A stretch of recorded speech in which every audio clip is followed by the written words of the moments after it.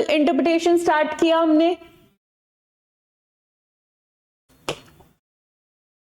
हमने basic meaning समझा interpretation का मतलब, स्टैट्यूट का मतलब क्या होता है, इंटरप्रिटेशन ऑफ स्टैट्यूट का मतलब क्या होता है, कई सारे थिंकर्स ने जो डेफिनेशंस दी उनको हमने पढ़ा। ठीक है, फिर हमने क्या पढ़ा, नीड क्या है इंटरप्रिटेशन करने की, उसके बाद हमने इंटरप्रिटेशन और कंस्ट्रक्शन के बीच में क्या पढ़ा, डिफरेंस पढ़ा। ठीक है,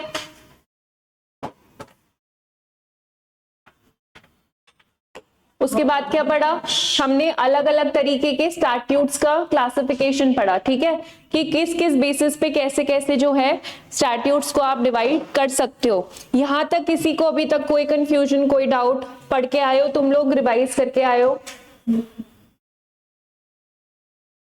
पता है मुझे तो। अंकित, भूमिका, यहां तक कोई डाउट, कोई कंफ्यूजन? घनश्याम, आप कौन से बैच के लिए हो और आपका मीडियम कौन सा है?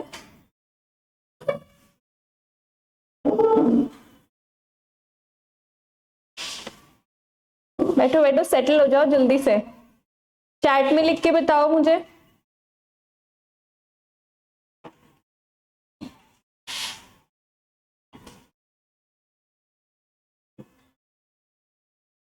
ठीक है, आज हम प्रिंसिपल्स ऑफ इंटरप्रिटेशन से स्टार्ट करेंगे कि कौन कौन से प्रिंसिपल्स जो हैं कोर्ट्स फॉलो करती हैं इंटरप्रिटेशन करने के लिए। प्रिंसिपल्स ऑफ इंटरप्रिटेशन,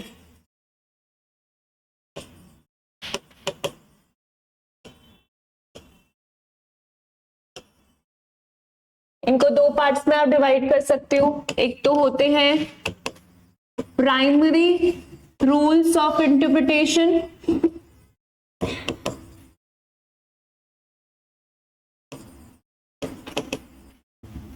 और दूसरे होते हैं आपके secondary rules of interpretation.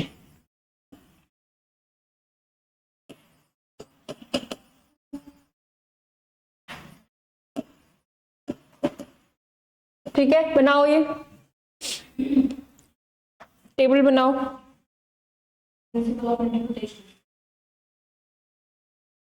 Priyanka's brother from judiciary batch, okay, ठीक है ठीक है। फिर तो आज प्रियंका सारे क्वेश्चंस का आंसर करेगी।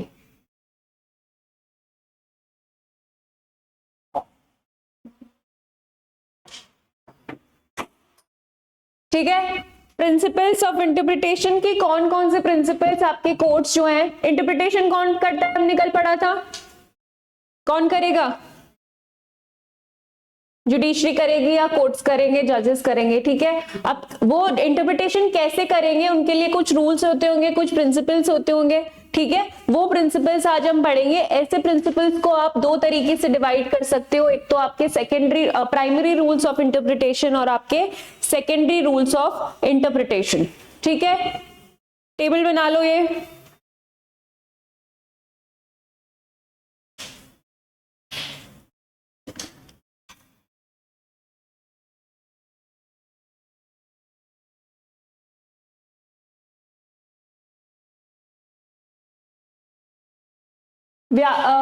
प्रिंसिपल्स ऑफ इंटरप्रिटेशन में लिखो व्याख्या के नियम, व्याख्या के नियम या सिद्धांत,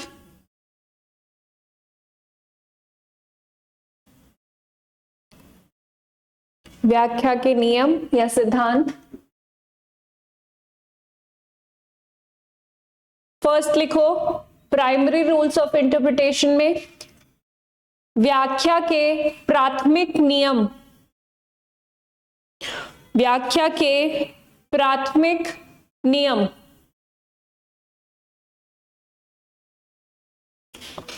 और सेकंड लिखो सेकेंडरी रूल्स ऑफ इंटरप्रिटेशन में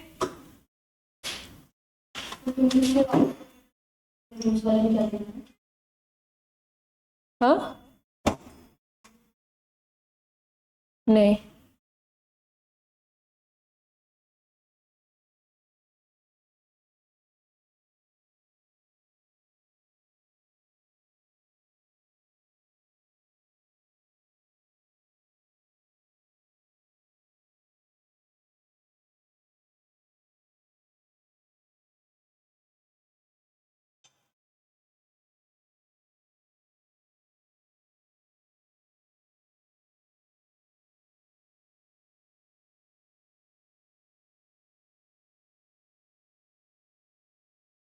लिख लिया प्राथमिक नियम, व्याख्या के प्राथमिक नियम, इसको लिख लो व्याख्या के द्वितीयक नियम।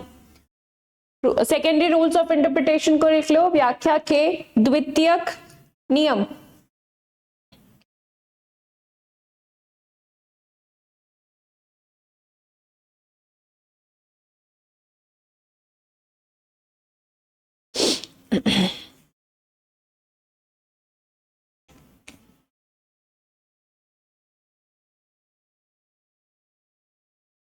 अब वापस हेडिंग डालो। सबसे पहले हम पढ़ेंगे प्राइमरी रूल्स ऑफ इंटरप्रिटेशन। सबसे पहले पढ़ेंगे हम प्राइमरी रूल्स ऑफ इंटरप्रिटेशन, प्राथमिक नियम।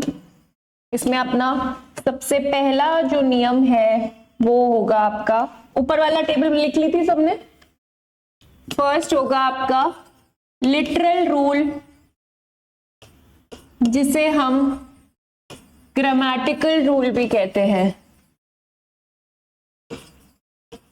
लिटरल रूल ऑफ इंटरप्रिटेशन या फिर ग्रामेटिकल रूल, लिटरल रूल या फिर ग्रामेटिकल रूल। हिंदी में लिखो शाब्दिक या व्याकरणिक नियम, शाब्दिक या व्याकरणिक नियम।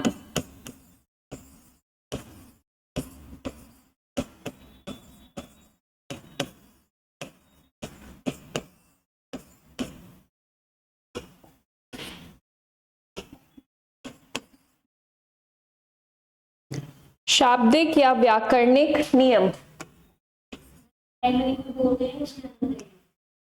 नहीं, प्राइमरी अब स्टार्ट कर दिया हमने पढ़ना, उसके अंदर फर्स्ट रूल है ये, ठीक है। प्राइमरी रूल्स में पहला रूल कौन सा है? लिटरल रूल और ग्रामेटिकल रूल, शाब्दिक या व्याकरणिक नियम। अब मैंने पहले भी बताया ये कि क्या मतलब हो सकता है इसका। लिटरल का मतलब क्या होता है? शाब्दिक। जो वर्ड्स किसी भी स्टैट्यूट में, किसी भी लॉ में यूज किए गए, उन वर्ड्स का मतलब एज इट इज, उन वर्ड्स का मतलब समझ के उस स्टैट्यूट को इंटरप्रेट करना, उसकी व्याख्या करना, ठीक है। इसमें एक्स्ट्रा कोई कोर्ट लॉजिक नहीं लगाएगा कि ये होता तो ये हो जाता, ऐसा होता तो वैसा हो जाता। जो शब्द उसमें यूज किए गए उनको, उन शब्दों का एज इट इज जो मीनिंग है, जो लिटरल मीनिंग है उन शब्दों का, उसको समझ के और उन शब्दों के हिसाब से ही किसी स्टैट्यूट की, किसी लॉ की, किसी एक्ट की अगर कोर्ट व्याख्या करता है तो वो कौन सा नियम लगा रहा है उसमें?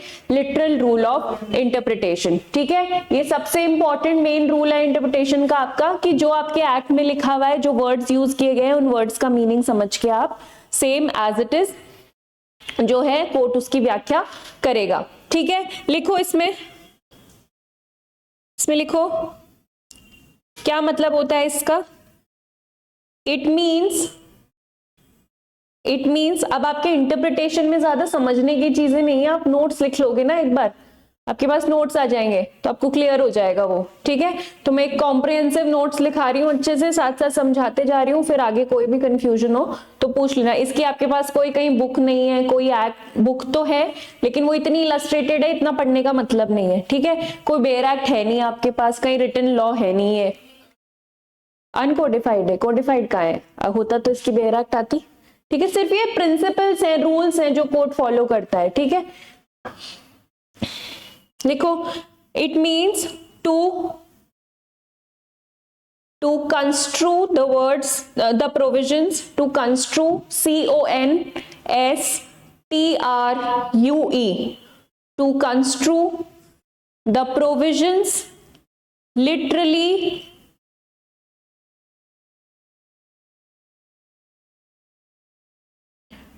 to construe the words literally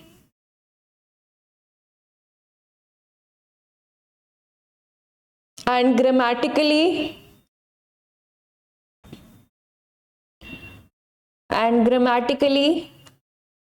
giving the words their ordinary meaning, giving the words their ordinary meaning।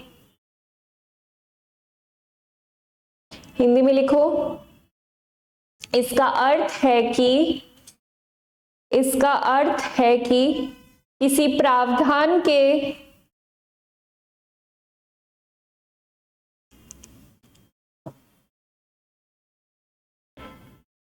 इसका अर्थ है कि किसी प्रावधान के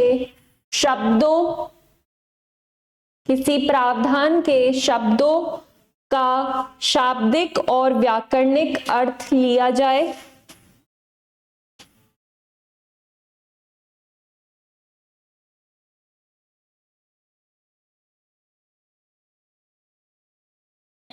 व्याकरणिक और शाब्दिक और व्याकरणिक अर्थ लिया जाए और उन्हें उनकी सामान्य भाषा में ही समझा जाए। उन्हें उनकी सामान्य भाषा में ही समझा जाए।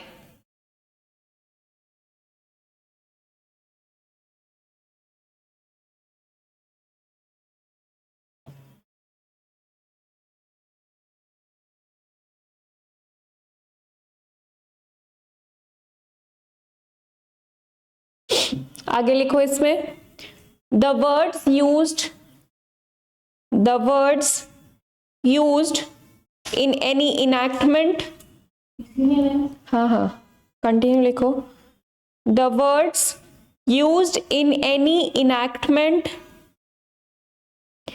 must be interpreted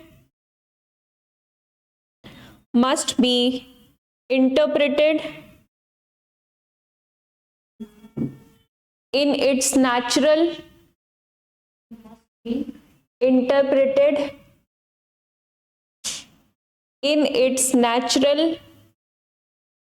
and ordinary sense,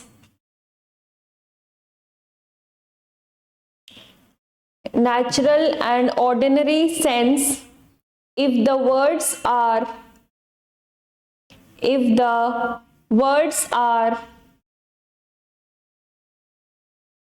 plain, clear and unambiguous. If the words are plain, clear and unambiguous.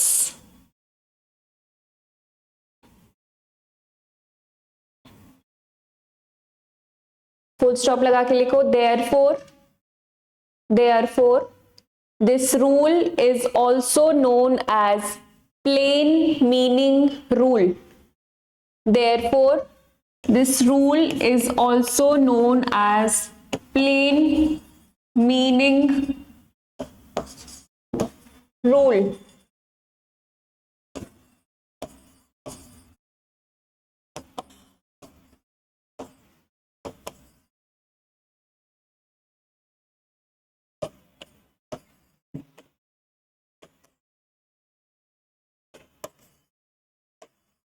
Hindi में लिखो यही,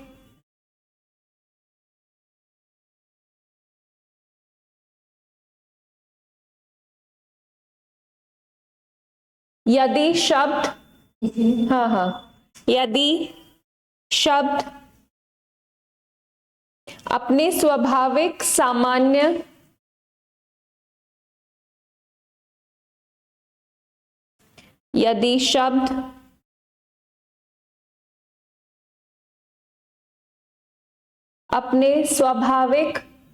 सामान्य और स्पष्ट रूप से अर्थपूर्ण है,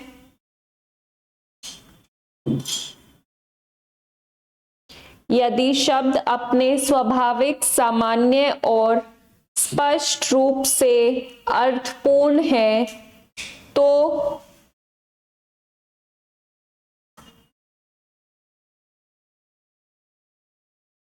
तो उनकी व्याख्या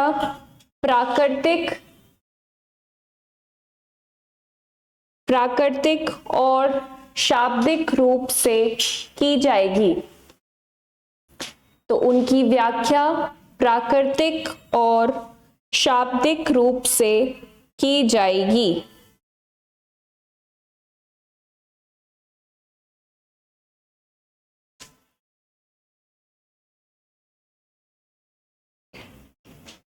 इस नियम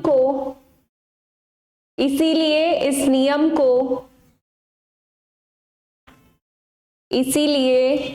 नियम को सामान्य अर्थ नियम भी कहा जाता है।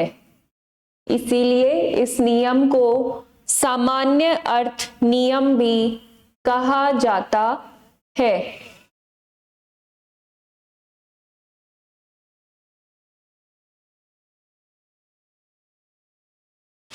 ठीक है, इसी में सेम में लाइन चेंज करके लिखो, इंग्लिश में लिखो पहले। There should be no addition. There should be no addition or substitution.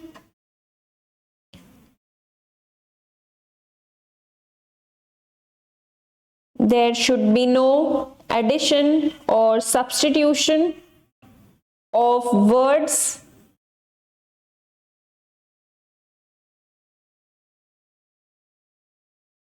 in interpretation of the statute. In interpretation of the statute. क्या मतलब है इसका कि कोई भी वर्ड जो है जोड़ा नहीं जाएगा, सब्स्टिट्यूट मतलब रिप्लेस नहीं किया जाएगा, घटाया नहीं जाएगा। जो वर्ड्स दिए गए हैं किसी भी एक्ट में, किसी भी लॉ में, उनको एज इट इज पढ़ के उनका मीनिंग जो है कोर्ट वो व्याख्या करेगा उनकी, ठीक है, इंटरप्रेट करेगा उनको। लिटरल रूल समझ में आया? क्या क्या कहते हैं इसको लिटरल रूल के अलावा? ग्रामेटिकल रूल और प्लेन मीनिंग रूल, ठीक है। शाब्दिक नियम, व्याकरणिक नियम या फिर सामान्य अर्थ नियम, ठीक है। ये लास्ट लाइन हिंदी में भी लिखो।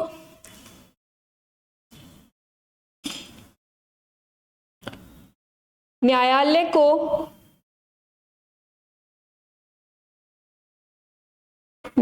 को कानून में न तो कोई शब्द जोड़ना चाहिए, ना ही घटाना चाहिए।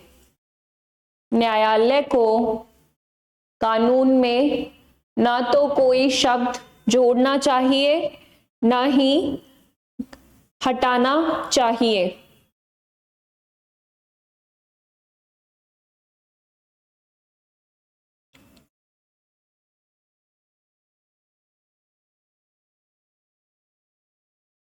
ठीक है, अब कुछ केसेस हैं जिनमें कोर्ट ने लिटरल रूल जो है वो यूज किया था, वो लिख लो 2-3 केसेस। इंटरप्रिटेशन में आपके केस लॉज बहुत ज्यादा इंपॉर्टेंट है, ठीक है, इनसे क्वेश्चंस पूछे जाते हैं। सबसे पहला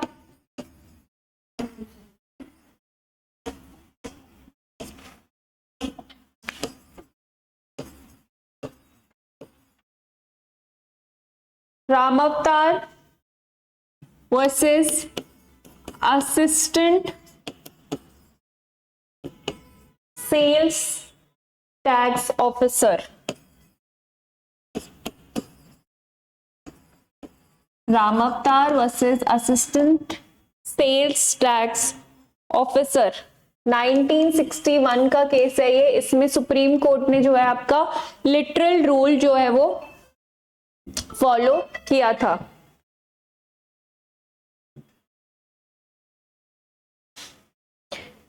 ठीक है, इसमें क्या था कि जो आपकी बीटल लीव्स होती हैं, बीटल लीव्स कौन सा, जो आपका पान का पत्ता होता है, ठीक है, जिसमें पान बनता है, उसको क्या सब्जी माना जा सकता है, वेजिटेबल्स में इंक्लूड होगा वो या नहीं होगा। ठीक है, बात क्या थी कि वेजिटेबल्स पे कुछ टैक्स लगाया जाना था। ठीक है, तो जो पान का पत्ता होता है क्या वो वेजिटेबल माना जाएगा, क्या वो सब्जी में इंक्लूड होगा या नहीं होगा, क्या उस पर टैक्स लग सकता है या नहीं लग सकता है, उसका मामला था। तो उसमें सुप्रीम कोर्ट ने क्या बोला था कि सुपारी का पत्ता जो है वो सब्जी के अंदर नहीं माना जाएगा, तो इस पे टैक्स लगाया जा सकता है। ठीक है, टैक्स लग रहा था इन सारी पान, बीड़ी, पत्तों, इन सारी चीजों पे। तो किसी ने ये बोला कि जो पान का पत्ता है वो तो सब्जी है, इस पे टैक्स कैसे लगा सकते हो आप। तो कोर्ट ने बोला कि पान का पत्ता जो है वो सब्जी के अंदर नहीं आता है, इस पे टैक्स लगाया जा सकता है।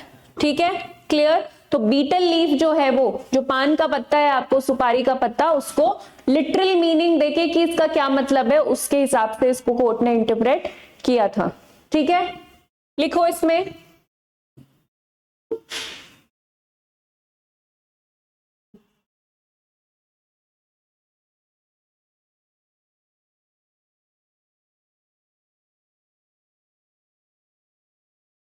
The question was whether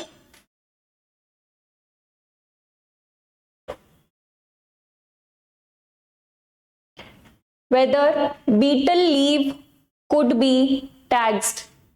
The question was whether betel leaf, BETEL, betel leaf could be taxed. इसमें लिखो आगे, betel leaf could be taxed, TAXED, taxed.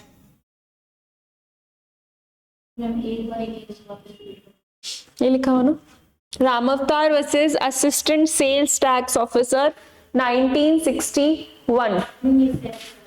Fact ये था कि ये जो आपके जो भी बीड़ी पान पत्ते जो होते हैं उन पे टैक्स लगना था।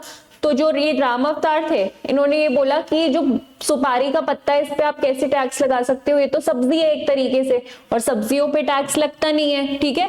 तो इसको सुप्रीम कोर्ट में गया है मामला, तो सुप्रीम कोर्ट ने कहा कि जो आपका बीटल लीव है वो कोई वेजिटेबल नहीं है, कोई सब्जी नहीं है। इसमें कोर्ट ने कौन सा रूल अप्लाई किया, इसमें लिटरल रूल अप्लाई किया और इसको सब्जी नहीं मानते हुए बोला कि इस पे टैक्स लगाया जा सकता है, ठीक है, क्लियर। क्या लिखा, whether betel leaf could be taxed, इसमें आगे लिखो, the court used literal interpretation in this case. The court used literal interpretation in this case and held that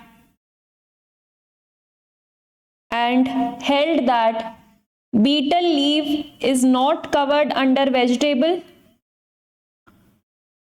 and held that betel leaf is not covered under vegetable, and hence it was liable to tax, and hence it was liable to tax,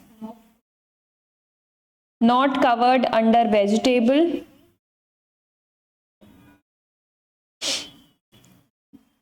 and hence it was liable to tax.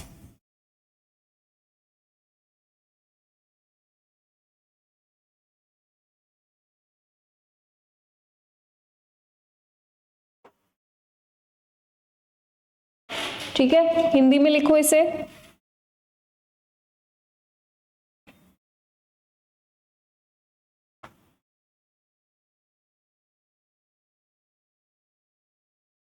सवाल यह, मामला यह था कि, या सवाल यह था कि क्या सुपारी के पत्ते पर कर लगाया जा सकता है, क्या सुपारी के पत्ते पर कर लगाया जा सकता है।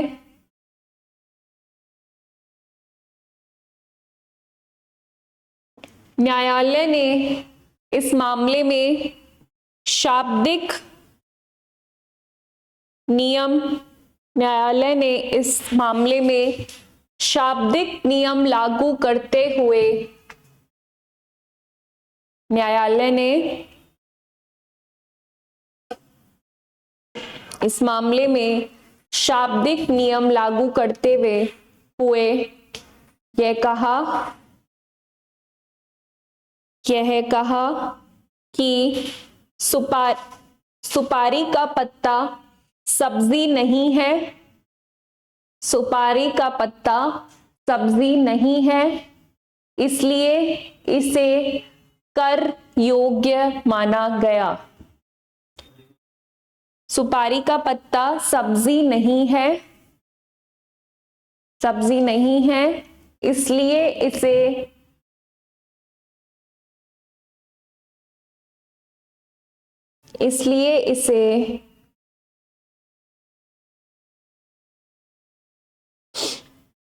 कर योग्य माना गया, इसलिए इसे कर योग्य माना गया। ठीक है, नेक्स्ट केस लिखो, मकबूल Hussain versus state of Bombay, ये कहाँ पढ़ते हो? और ये वाला केस आप कॉन्स्टिट्यूशन में कहीं पढ़ा है क्या? कौन से प्रोविजन में पढ़ा है मकबूल हुसैन का केस?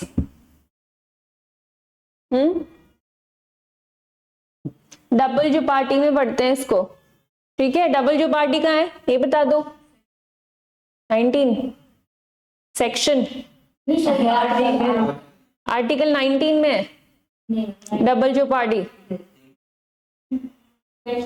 20 का क्लॉज 4 2 20 क्लॉज 2 और सीआरपीसी में कौन सा सेक्शन था? 300, ठीक है। डबल जो पार्टी उसमें मकबूल हुसैन का केस है।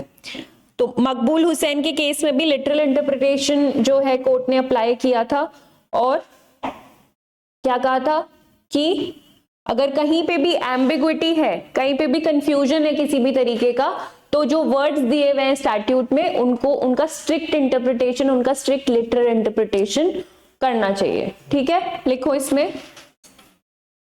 where there is some ambiguity, where there is some ambiguity,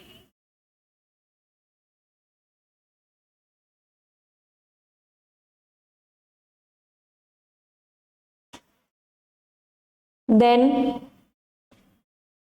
the strict meaning of words, the strict meaning of words shall be seen. The strict meaning of words shall be seen.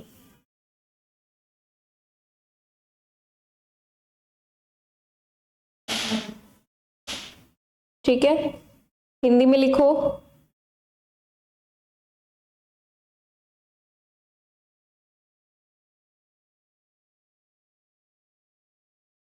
जहां कहीं भी अस्पष्टता है, जहां कहीं भी अस्पष्टता है वहां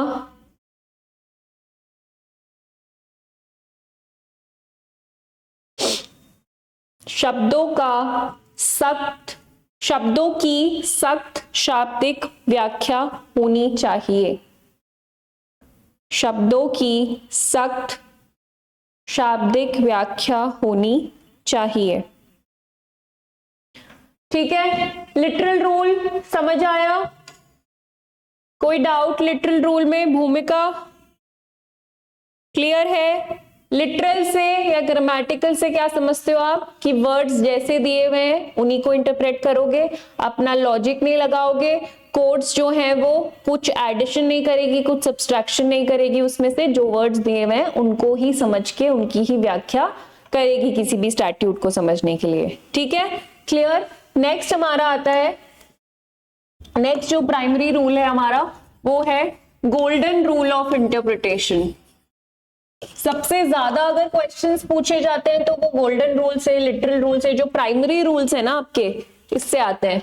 गोल्डन रूल ऑफ इंटरप्रिटेशन, हाँ ये प्राइमरी के अंदर, ये प्राइमरी के अंदर आप 4 रूल्स पढ़ोगे, सेकेंडरी जब स्टार्ट कराऊंगी तब मैं बता दूंगी।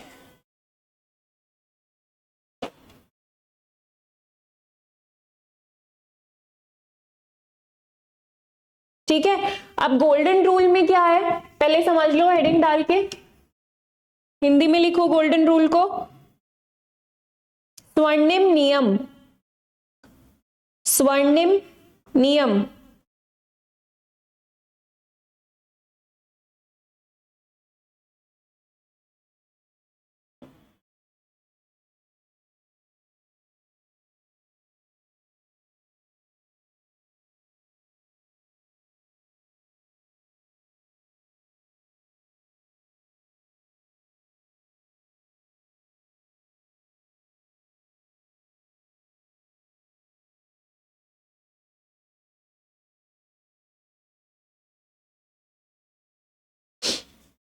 लिख ली, हेडिंग डाल ली।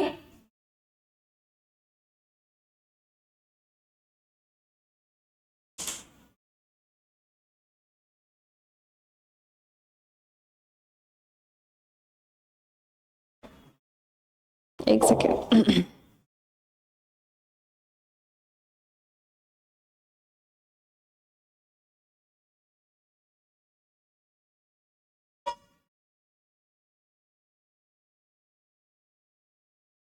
ठीक है, एक एक्सटेंडेड वर्जन है लिटरल रूल का, एक गोल्डन रूल। इसमें क्या होता है,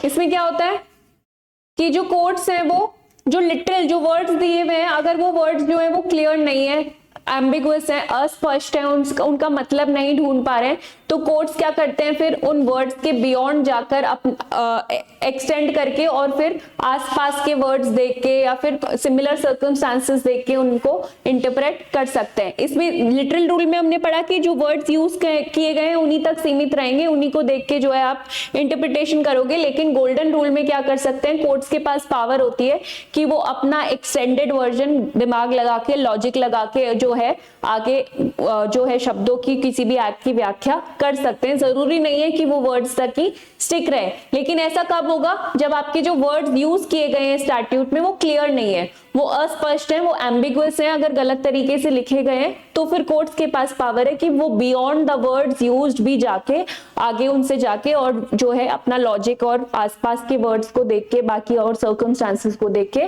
उस एक्ट की जो है वो व्याख्या कर सकती है, या किसी भी सिचुएशन, किसी भी केस में फैक्ट्स की व्याख्या कर सकती है। ठीक है, ये कहता है आपका गोल्डन रूल। क्लियर, लिखो इसमें।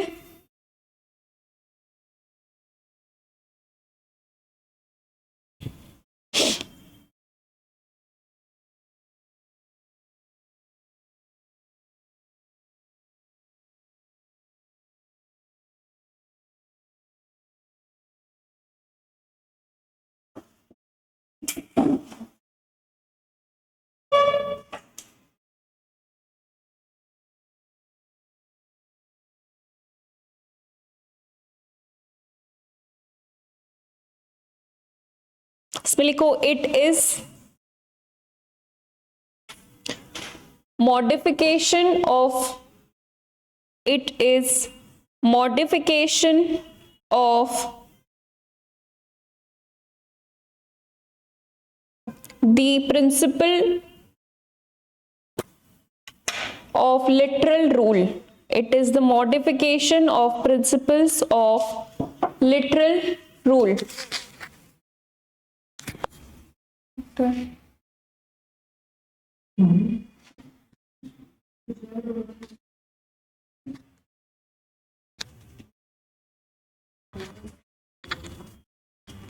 It is a modification of principles of literal rule.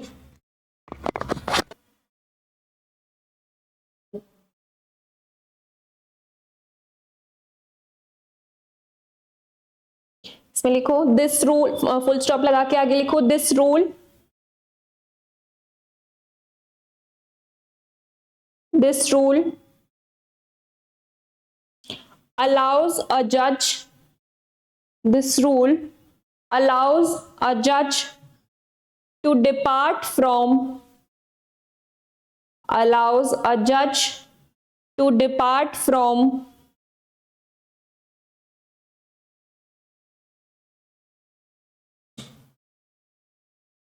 the normal meaning of the word, depart from the normal meaning of the word in order to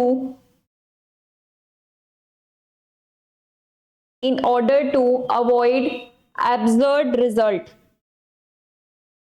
in order to avoid absurd result। absurd मतलब कि जिसका कोई तुक नहीं है, कोई logic नहीं है, गलत है, वो ABSURD, absurd result।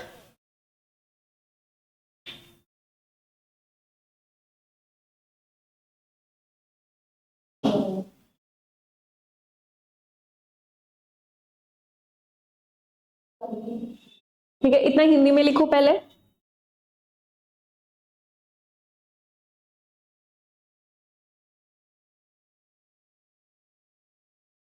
यह नियम या स्वर्णिम नियम, स्वर्णिम नियम शाब्दिक नियम का ही एक संशोधित रूप है।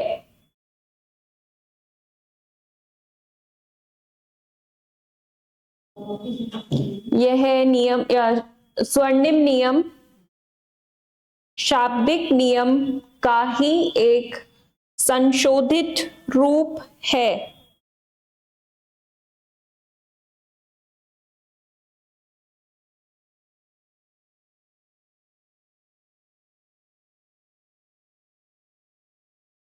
यह नियम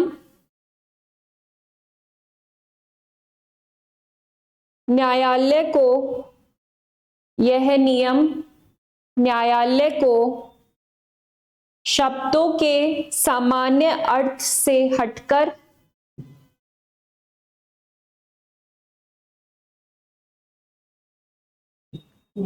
यह नियम न्यायालय को शब्दों के सामान्य अर्थ से हटकर अर्थ में संशोधन करने की शक्ति देता है।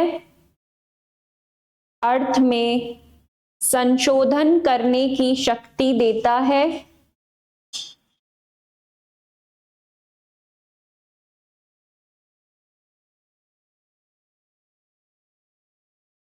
जिससे कि कोई अनुचित परिणाम न आए।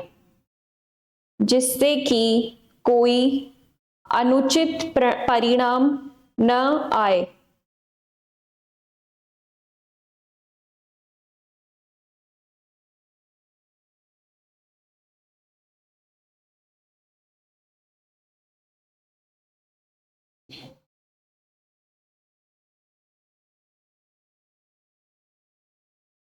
ठीक है, आगे लिखो, इंग्लिश में लिखो पहले।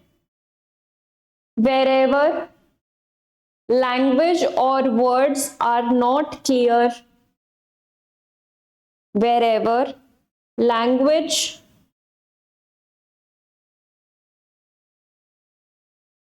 or words are not clear,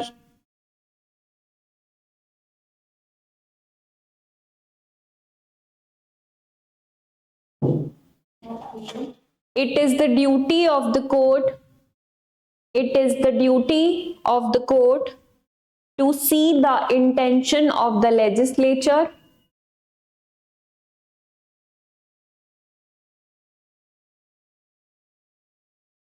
it is the duty of the court to see the intention of the legislature, and it must modify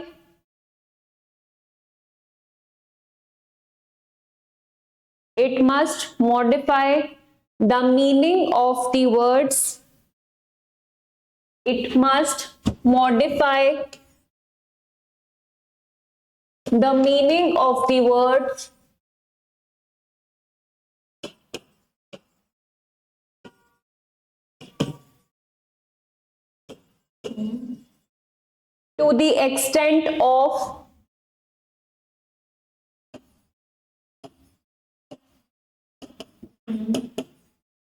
to the extent of absurdity और इनजस्टिस। एब्सर्डिटी की spelling होगी ABSURDITY।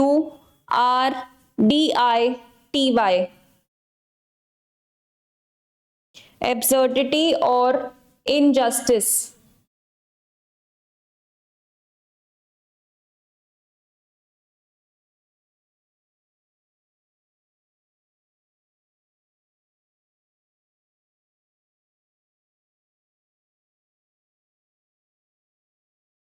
ठीक है, cases पहले हिंदी में लिख लो इतना।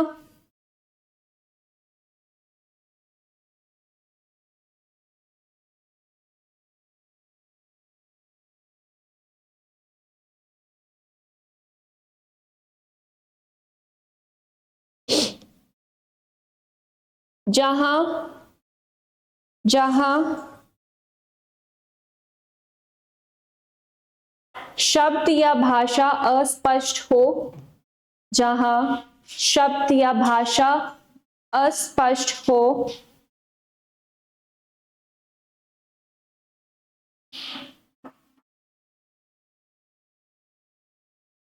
तो यह न्यायालय का कर्तव्य है कि तो यह न्यायालय का कर्तव्य है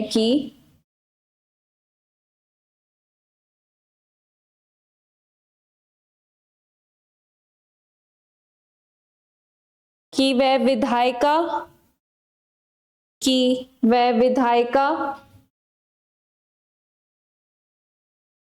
की वास्तविक इच्छा का पालन करे, कि वह विधायिका की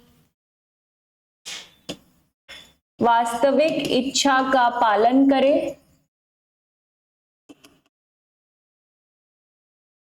और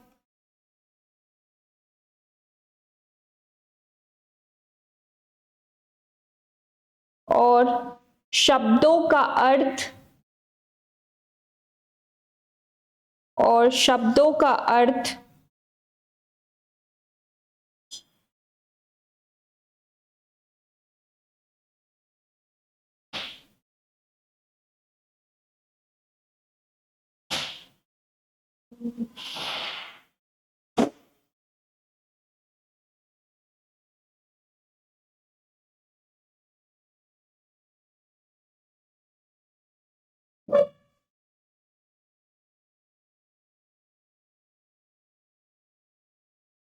लिख लिया।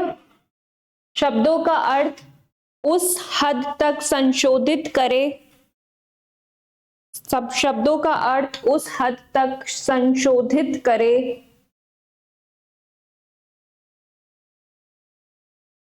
जहां तक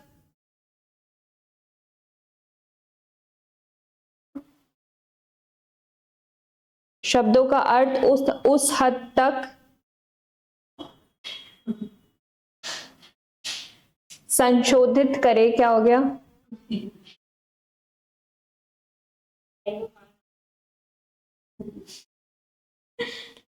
उस हद तक संशोधित करे जहां तक असंगत या अन्यायपूर्ण परिणाम निकल सकता है, जहां तक असंगत या अन्यायपूर्ण परिणाम निकल सकता है।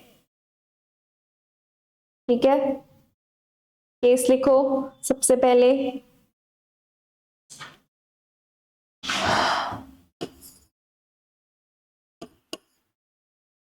Grey versus Pearson. हाँ, पढ़ा पढ़ा सा लग रहा है, कहाँ पढ़ा पढ़ा लगा है। 1857।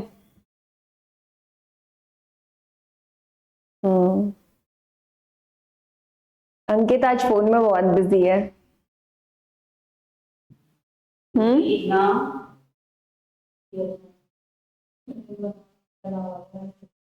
Grey versus Pearson.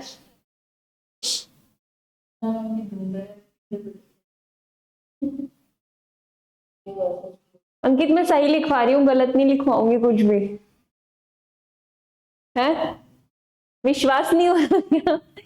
खुद ही देखूंगा तभी मानूंगा। Grey versus Pearson 1857।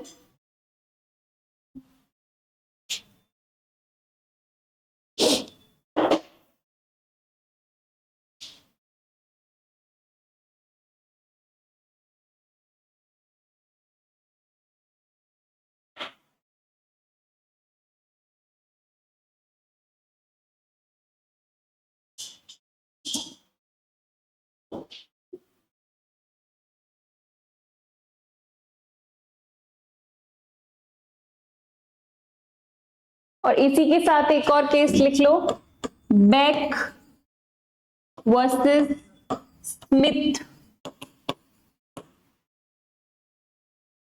1936। Beck versus Smith 1836, sorry 1936 नहीं 1836। इन दोनों केसेस से जो है गोल्डन रूल को स्थापित किया गया था, एस्टैब्लिश किया गया था। ठीक है, लिखो these cases established the golden rule. दोनों ही लिख लो। ग्रे वर्सेस पियर्सन और बेक वर्सेस स्मिथ 1836 1857। हाँ दोनों ही पढ़े। These cases established the golden rule of interpretation। व्याख्या के स्वर्णिम नियम को इन मामलों द्वारा स्थापित किया गया था।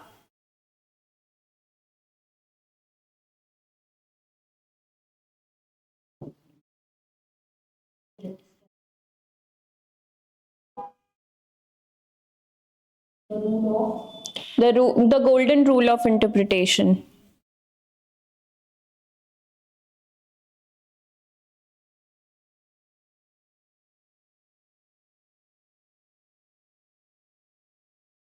The golden rule of interpretation। ठीक है, अगला केस लिखो।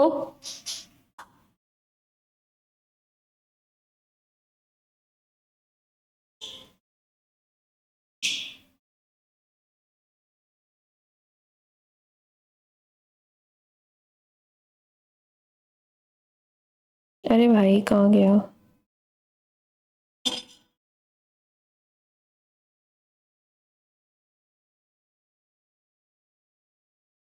एक second.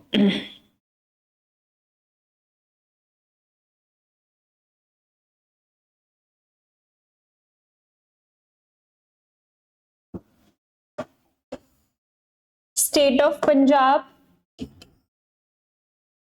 State of Punjab versus Kausar जहां बेगम।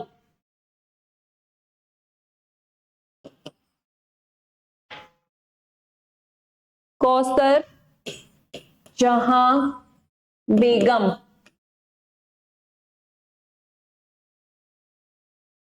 ये है आपका 1963 का केस। 1963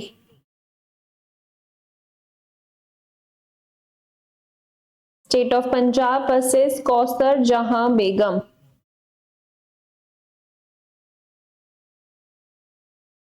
ठीक है, इस केस में क्या कहा गया था कि पहले तो आप लिटरल रूल ही लगाओगे, कोर्ट्स पहले तो लिटरल रूल ही लगाएंगी, जब वर्ड्स नहीं समझ में आ रहे हैं, वर्ड्स क्लियर नहीं है, तो फिर गोल्डन रूल लगेगा। ठीक है, सबसे पहले शुरुआत में ही कोर्ट ये नहीं करेगी कि वर्ड से हटकर अपना जो मर्जी चाहे वो इंटरप्रिटेशन दे दे। ठीक है, पहले तो लिटरल रूल अप्लाई करने की ही कोशिश करेंगे। अगर लिटरल रूल से मतलब नहीं समझ में आ रहा है तो फिर आगे जाके गोल्डन रूल अप्लाई हो सकता है। ठीक है, इसमें लिखो first literal rule should be applied। First literal rule should be applied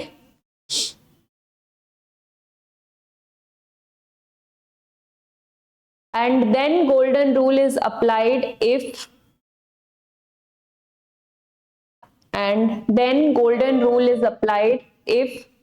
words are unclear or ambiguous। If words are, then golden rule is applied if words are ambiguous or unclear।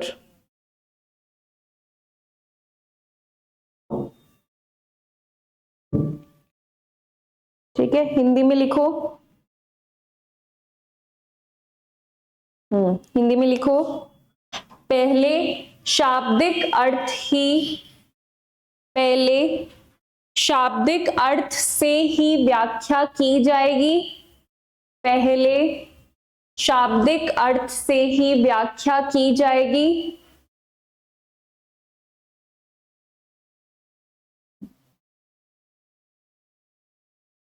स्वर्णिम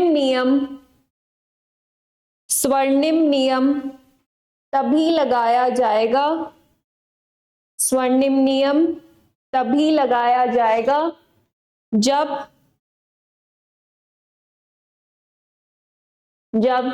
शब्द अस्पष्ट हो। जब शब्द अस्पष्ट हो। Next लिखो Amar Singh versus state of Rajasthan. Amar Singh versus state of Rajasthan 1955 का केस है ये। Amar Singh versus state of Rajasthan 1955। इसमें लिखो लास्ट है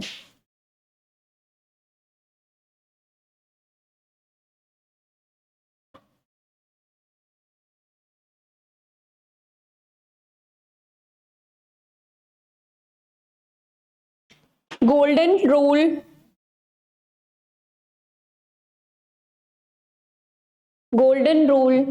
shall be applied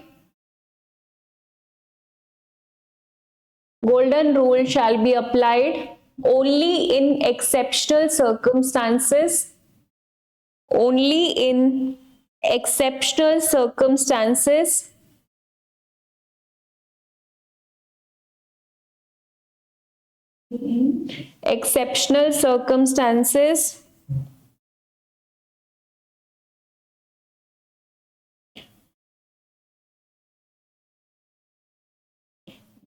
when language of statute is absurd, comma लगा के लिखना, when language of statute is absurd and intention of legislature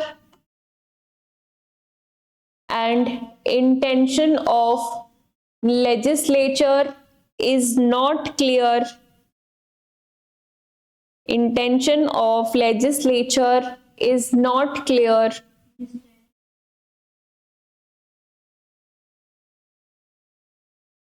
क्या लिखा एक बार वापस बोलो, absurd and intention of legislature is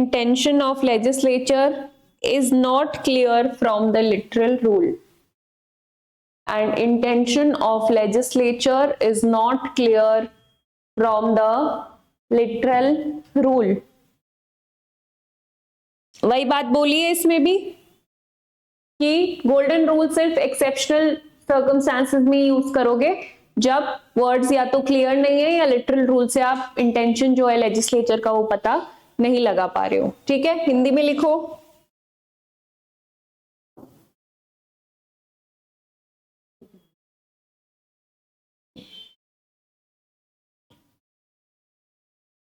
जहां भाषा स्पष्ट है, नहीं एक सेकंड रुको, स्वर्णिम नियम केवल असाधारण परिस्थितियों में ही लागू होगा।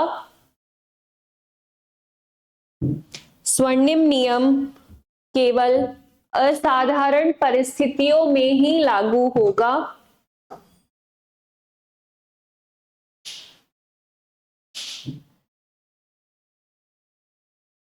कॉमा लगा के लिखो, जहां भाषा अस्पष्ट है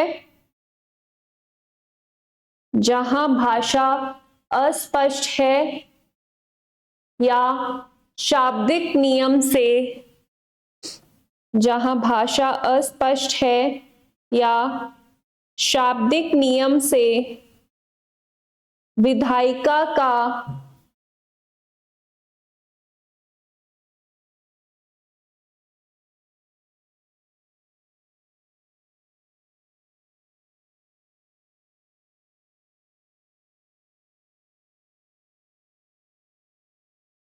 शाब्दिक नियम से विधायिका का आशय समझ न आए, विधायिका का आशय समझ न आए। ठीक है, नेक्स्ट अगला प्राइमरी रूल है आपका third, mischief rule. Mischief rule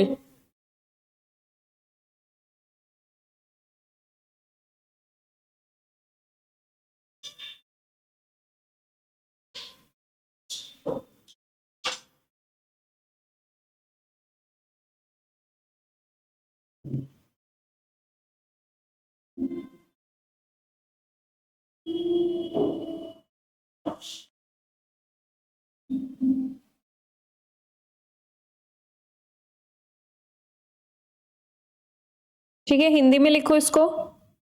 दोष निवारण, दोष निवारण या उद्देशात्मक सिद्धांत, दोष निवारण या उद्देशात्मक सिद्धांत।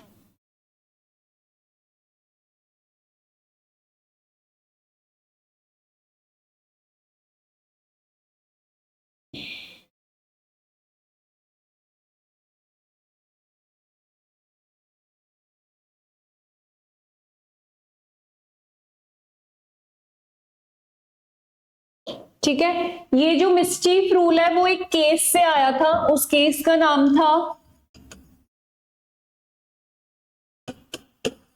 हेडन्स केस। Hayden case. तो अगर हेडन रूल के नाम से आ जाए, इसीलिए इसको क्या कहते हैं, हेडन रूल भी कहते हैं। ठीक है, तो भी समझ जाना इसी रूल की बात हो रही है। ठीक है, ये कौन से केस से आया था, हेडन्स केस से आया था, जो कि 1584 का केस है।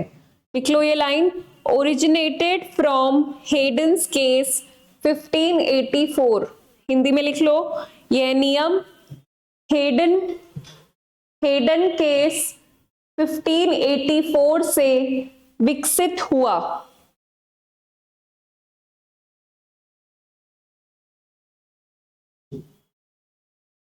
ठीक है, अब इस रूल का क्या मतलब होता है, मिसचीफ का क्या मतलब होता है। मिसचीफ मतलब कोई दोष, कोई कमी, कोई प्रॉब्लम है क्या। ठीक है, तो इस रूल से क्या करता है कोर्ट, पहले ये पता लगाता है कि किस स्टैट्यूट में कोई कमी है क्या, कोई दोष है क्या, कोई चीज जो है वो सही नहीं है क्या। ठीक है, और अगर ऐसी मिसचीफ का, ऐसे दोष का पता लग जाता है, तो वो ये भी पता लगाता है कि ऐसी कमी को या ऐसे दोष को हम कैसे ठीक कर सकते हैं। ठीक है, तो मिसचीफ रूल क्या बताता है, पहले तो कोर्ट्स ये देखती हैं कि किसी भी स्टैट्यूट, किसी भी एक्ट में क्या कोई कमी है, क्या कोई दोष है, क्या कोई चीज गलत तरीके से यूज की गई है। ठीक है, अगर ये पता चलता है कि कोई दोष या कमी है, तो किस तरीके से उस दोष या कमी को हटाया जा सकता है। ये कौन से रूल में करता है कोर्ट, मिसचीफ रूल। ठीक है, समझ आया, नाम से समझ आ रहा है, दोष निवारण। पहले तो क्या दोष है उसका पता लगाएगा और फिर उसका निवारण करेगा। ठीक है, तो इस केस से विकसित हुआ था। इस केस में कुछ 4 चीजें ऐसे 4 पॉइंट्स बताए थे जिनकी वजह से मिसचीफ रूल जो है वो स्टैब्लिश होता है। ठीक है, सबसे पहले तो इसमें लिखो कि क्या उद्देश्य है इस नियम का। तो लिखो, the aim of this rule, line change करके लिखना, the aim of this rule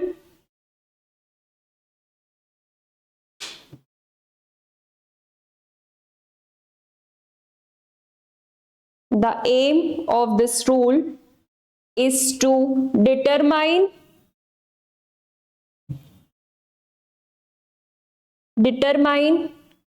the mischief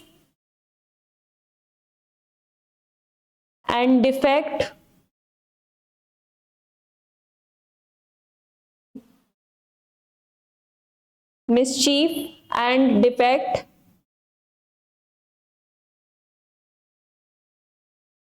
which the statute has set out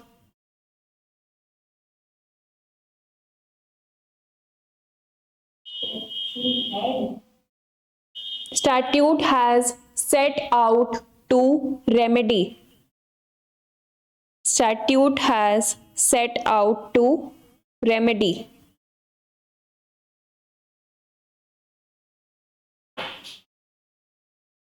ठीक है, हिंदी में लिखो,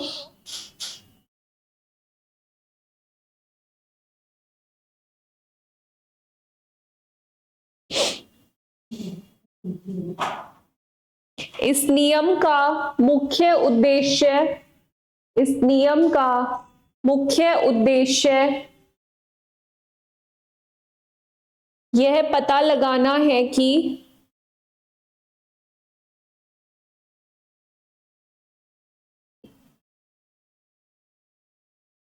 इस नियम का मुख्य उद्देश्य यह पता लगाना है कि कानून बनने से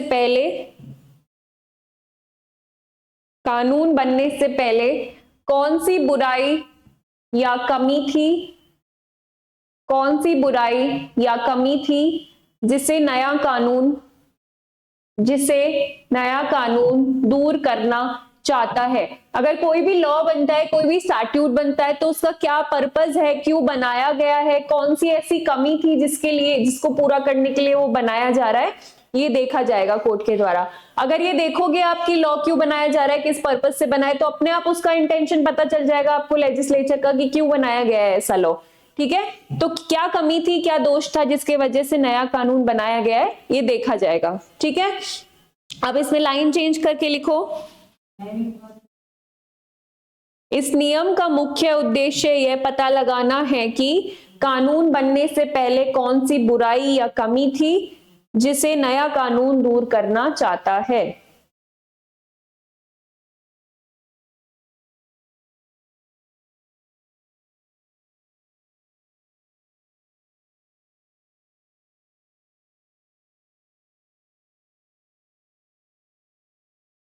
ठीक है, अब इसमें लिखो आगे लाइन चेंज करके। इसके लिए हेडन के केस में 4 चीजें बताई गई थी कि क्या क्या कंसिडर करना चाहिए कोर्ट को। ठीक है, इसमें लिखो हेडन्स टेस्ट, हिंदी में भी लिख लो। हेडन के केस में जो टेस्ट किया था उसमें लिखो 4 points to be taken in consideration by court. 4 points to be taken in consideration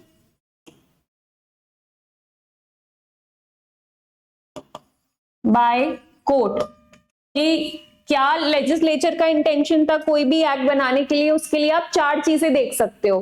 ठीक है, कि उस स्टैट्यूट का, इस लॉ का क्या पर्पस है, क्या इंटेंशन है, वो देखने के लिए 4 टेस्ट आप कर सकते हो। हाँ, ये हेडन के केस में ये चारों चीजें बताई गई थी।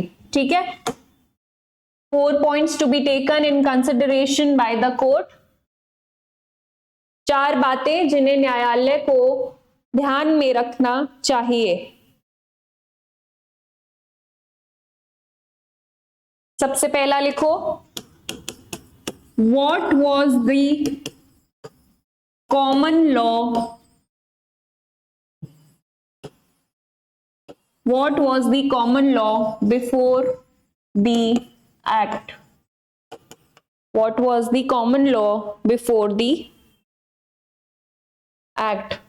ठीक है, सबसे पहली चीज क्या देखोगे, कोई भी एक्ट आया है आपका, वो एक्ट आने से पहले वो जिन चीजों के लिए एक्ट आ रहा है वो चीजें कैसे गवर्न हो रही थी। ठीक है, मान लो कि आईपीसी है आपका। ठीक है, अब आईपीसी अगर आपको लागू करनी थी, जब भी लागू हुई आईपीसी, तो पहले तो आप ये देखोगे कि आईपीसी से पहले कौन सा लॉ था जिससे कि आपके जो भी दंड से रिलेटेड चीजें थी वो किससे रूल हो रही थी, पहले तो ये देखोगे। ठीक है, अब जो ऑलरेडी एग्जिस्टिंग लॉ था उसमें क्या कमियां थी जिसकी वजह से आपको नया लॉ लाना पड़ रहा है। ठीक है, पहला तो ये लिख लो, what was the common law before the act, Hindi में लिखो। अब बीएनएस आया, तो अब आप ये देखोगे कि बीएनएस से पहले कौन सा जो है लॉ जो है वो एग्जिस्टेंस में था। ठीक है, तो आईपीसी था। ठीक है, तो पहला सवाल क्या हो गया कि कानून बनने से पहले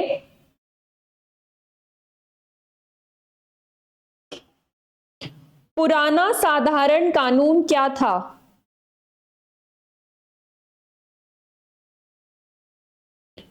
पुराना सामान्य कानून क्या था।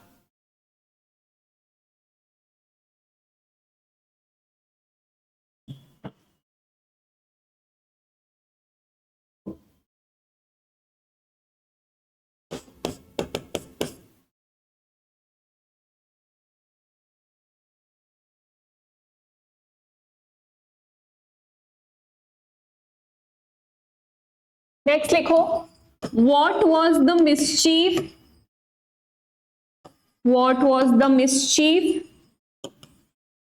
or defect for which the common law did not provide, for which the common law did not provide। ठीक है, अब बीएनएस आया, बीएनएस से पहले आईपीसी था, तो आप ये देखोगे कि क्या ऐसी चीजें थी जो आईपीसी प्रोवाइड नहीं करवा पा रहा था जिसकी वजह से बीएनएस लाया गया। ठीक है, इस पॉइंट का मतलब समझ में आया कि क्या ऐसा दोष था या क्या ऐसी कमी थी पहले वाले लॉ में कि आपको नया लॉ उसकी जगह पे लाना पड़ रहा है। ठीक है, क्लियर है? हिंदी में लिखो सेकेंड पॉइंट।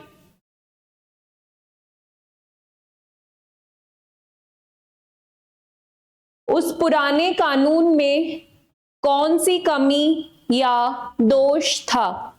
उस पुराने कानून में कौन सी कमी या दोष था?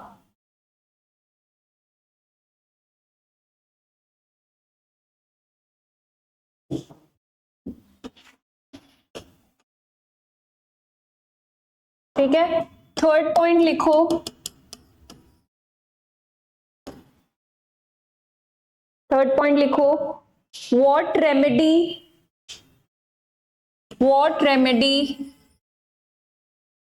did parliament provide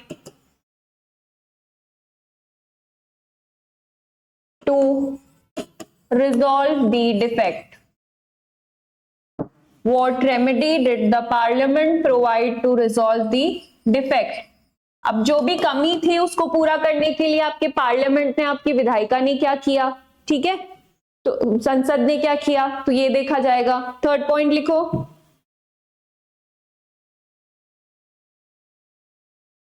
संसद ने उस दोष या कमी को पूरा करने के लिए क्या उपाय दिया? संसद ने उस दोष या कमी को दूर करने के लिए क्या उपाय दिया? क्या उपाय दिया? आईपीसी की जगह बीएनएस ले आए। ठीक है, और लास्ट पॉइंट लिखो fourth, what is the actual reason of remedy? What is the actual reason of remedy? और वो रेमेडी देने का एक्चुअल रीजन क्या था? उस उपाय का वास्तविक उद्देश्य क्या था? उस उपाय का वास्तविक उद्देश्य क्या था?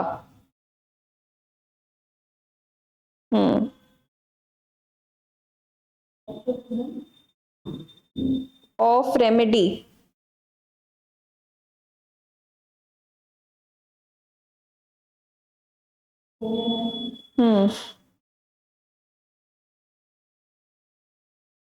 ठीक है, क्लियर? समझ में आया मिसचीफ रूल? मिसचीफ रूल में क्या होता है कि पहले कोर्ट, इसमें सब पूरा का पूरा ध्यान क्या होता है कोर्ट का, कि जो भी लॉ है, जो भी एक्ट है, उसका पर्पस क्या है, लेजिस्लेचर वो एक्ट लेके आए तो क्यों लेके आए। अब वो देखने के लिए क्या देखोगे, अगर कोई भी एक्ट लाया है तो उससे पहले वो जो जिस भी चीज के लिए एक्ट लाया गया है वो किस चीज से गवर्न होता था, उस एक्ट में या उस लॉ में क्या ऐसे दोष थे या क्या कमियां थी जिसकी वजह से नया लॉ लाया जा रहा है। ठीक है, वो जो दोष या कमी है उसको पूरा करने के लिए आपका पार्लियामेंट क्या कर रहा है, और फिर जो रेमेडी दी गई है, जो मान लो इसको पूरा बीएनएस और आईपीसी समझो कि बीएनएस लाया गया, बीएनएस से पहले आईपीसी था, तो हम ये देखेंगे कि आईपीसी में क्या क्या ऐसी कमियां थी या दोष थी जिनके लिए बीएनएस लाया गया है। ठीक है, उन कमियों को, उन दोष को पूरा करने के लिए क्या किया है पार्लियामेंट ने? बीएनएस लाए। ठीक है, और बीएनएस लाने का रियल रीजन क्या है ये हम देखेंगे। ये कौन से केस में बताया था आपको? हेडन के केस में। ठीक है, एक लास्ट लाइन लिख लो सिर्फ इसमें, फिर ये रूल कंप्लीट हो जाएगा, कल नेक्स्ट रूल से कंटिन्यू करेंगे। This rule is also known as, this rule is also known as Hayden rule. This rule is also known as Hayden rule,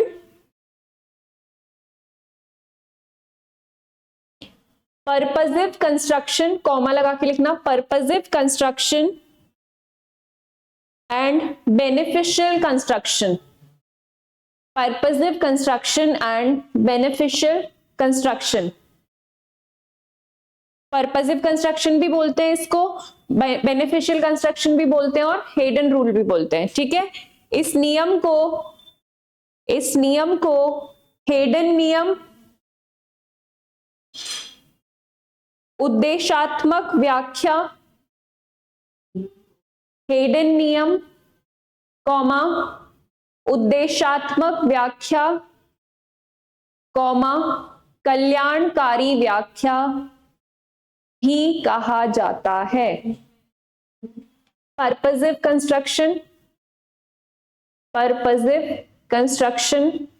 and beneficial construction.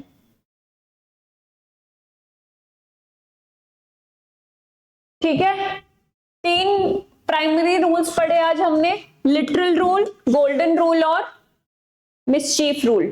ठीक है, इतना पढ़ के आना। कल एक रूल और बच रहा है, प्राइमरी रूल, हार्मोनियस कंस्ट्रक्शन, वो पढ़ के हम छोटे मोटे जो रूल्स हैं वो पढ़ेंगे फिर। क्लियर? कल कंटिन्यू करते हैं आगे।